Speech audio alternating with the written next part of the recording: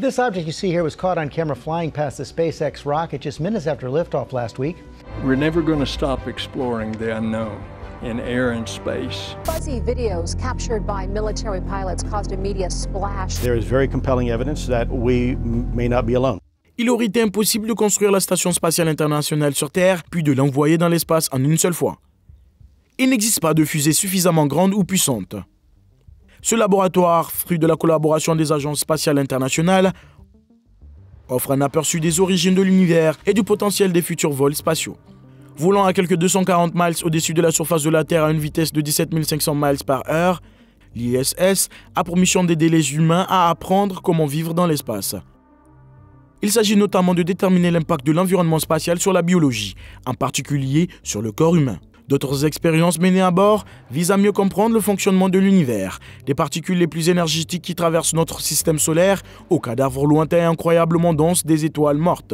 Malgré toutes les qualités qui font de la Station spatiale internationale une ressource vitale, elle n'est pas sans controverse. Certaines sont d'ordre politique, d'autres d'ordre technique et d'autres encore sont étranges et d'un autre monde. Aujourd'hui, nous allons donc nous pencher sur les débats les plus passionnés et les théories du complot qui entourent la Station spatiale internationale. Au milieu des années 1980, le président Ronald Reagan a autorisé la NASA à construire une station spatiale internationale en l'espace d'une décennie, déclarant qu'elle permettrait de faire des bonds en avant dans les études scientifiques. Dans un premier temps, les États-Unis ont collaboré avec l'Europe et le Japon. Puis, en 1993, il a été demandé à la Russie de se joindre au projet car elle possédait l'expertise la plus complète en matière de gestion des stations spatiales orbitales. En 1998, les 5 agences spatiales étaient toutes impliquées dans le projet. La Station spatiale internationale a été conçue comme un ensemble de modules cylindriques reliés entre eux, alimentés en énergie solaire et refroidis par des boucles de rayonnement thermique. Ces modules sont partagés entre les deux plus grands segments de la station, la section orbitale russe, qui est contrôlée par la Russie, et le segment américain, qui comprend les contributions de nombreux pays. La construction a commencé en novembre 1998, lorsque la première pièce de la future structure de l'ISS, le module de contrôle russe Zarya, a été mise en orbite de manière autonome par une fusée Proton. Le module Zarya, dont le nom vient du mot russe signifiant « lever du soleil », était autrefois responsable de la production d'énergie, des communications et de la régulation de l'altitude du vaisseau spatial, mais il est actuellement largement utilisé pour le stockage et la propulsion. 2 semaines plus tard, les astronautes à bord de la navette spatiale Endeavour ont livré Unity, un module qui unit désormais les segments russes et américains de la station. Le premier équipage de la station est arrivé le 2 novembre 2000 et comprenait les cosmonautes Yuri Gitzenko et Sergei Krikalev, ainsi que l'astronaute de la NASA, Bill Shepard. La station couvre maintenant la superficie d'un terrain de football et est habituellement habitée par au moins 3 astronautes, parfois jusqu'à 6. La construction se poursuit, la Russie se préparant à livrer un nouveau module scientifique à la station. Cette station spatiale a permis aux astronautes de réaliser plus de 3000 expériences scientifiques.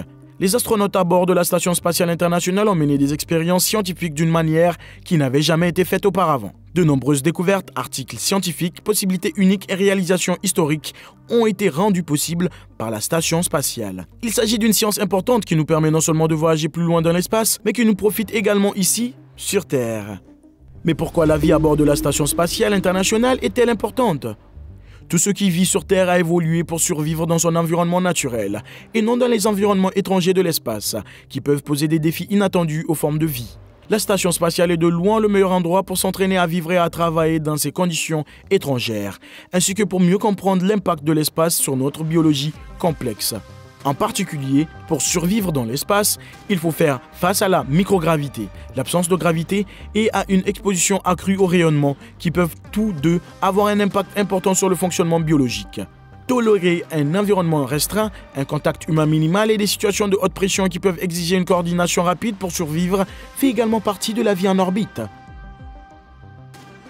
Bien que la majorité des recherches de la station soient axées sur l'apprentissage de la survie dans l'espace, les tests réalisés en dehors de la station spatiale scrutent le cosmos et visent à mieux comprendre l'environnement dans lequel les astronautes pourraient résider.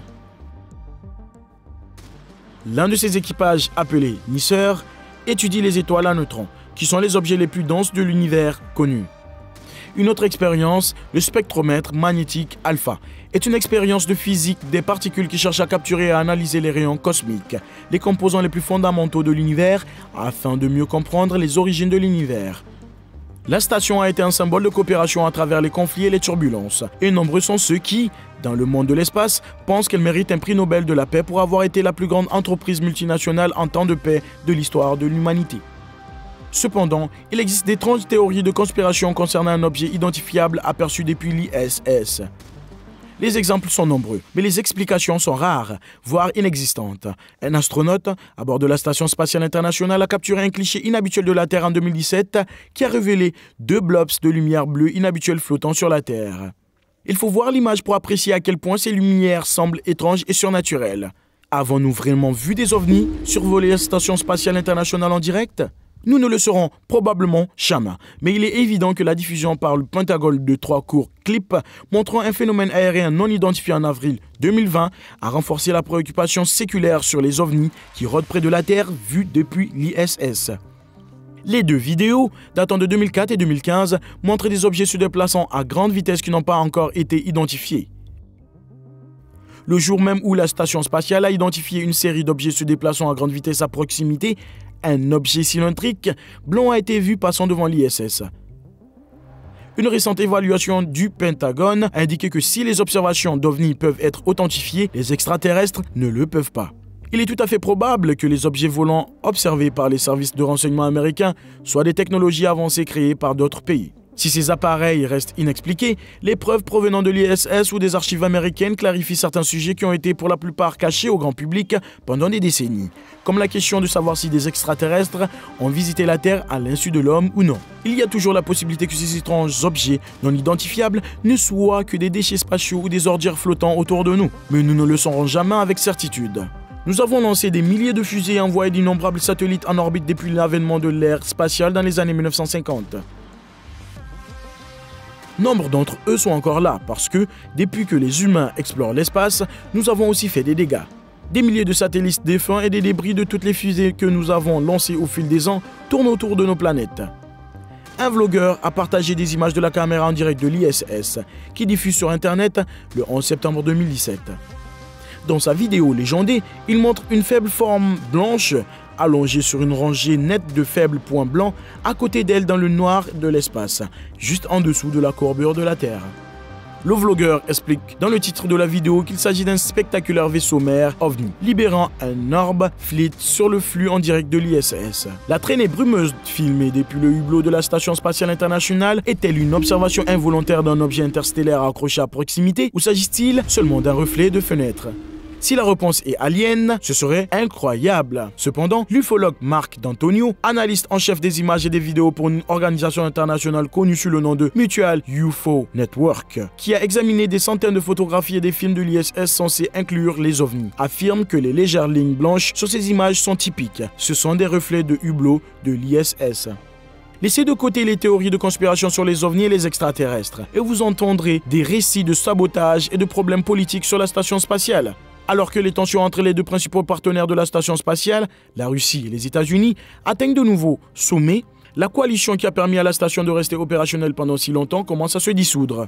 Malgré les tensions géopolitiques, les pays ont réussi à faire fonctionner leur alliance sur la station. Cependant, le mur qui a protégé la station de la destruction commence à s'effriter. Après qu'une mystérieuse fuite de pression se soit produite sur la station spatiale internationale en 2018, de nombreuses théories du complot ont commencé à circuler.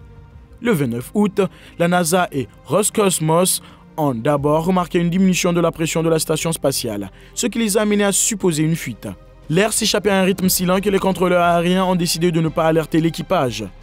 Les 6 astronautes de l'ISS ont découvert la source de la fuite le lendemain.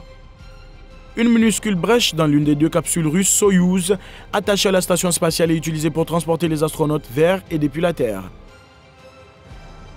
Malgré le fait que le trou ait été réparé un jour plus tard, sa source reste un mystère. Bien que le mystère du trou n'ait jamais été complètement résolu, les tensions entre les 2 organisations spatiales sont restées vives. La Russie a annoncé qu'elle quitterait la Station spatiale internationale après 2024 et qu'elle lancerait sa propre station spatiale peu après.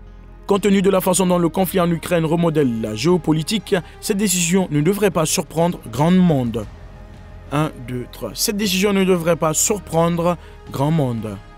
Depuis plusieurs années, le programme spatial russe caresse l'idée de se retirer de la collaboration. Néanmoins, cette décision constitue un revers important pour la collaboration internationale dans le secteur spatial. La déclaration a été rendue publique par les médias russes après que Yuri Borisov, le nouveau directeur de l'agence spatiale russe, a rencontré le président Vladimir Poutine pour discuter de cette décision. Bien que la Russie ne se soit pas encore formellement engagée à financer la station au-delà de la date de 2024, l'administration du président Joe Biden avait prévu de soutenir les opérations de l'ISS au moins jusqu'en 2030. Les États-Unis d'Amérique ont maintenant la responsabilité de déterminer comment faire fonctionner la station sans l'aide de leurs partenaires de longue date. Faites-nous part de vos réflexions sur la Station spatiale internationale dans les commentaires ci-dessous.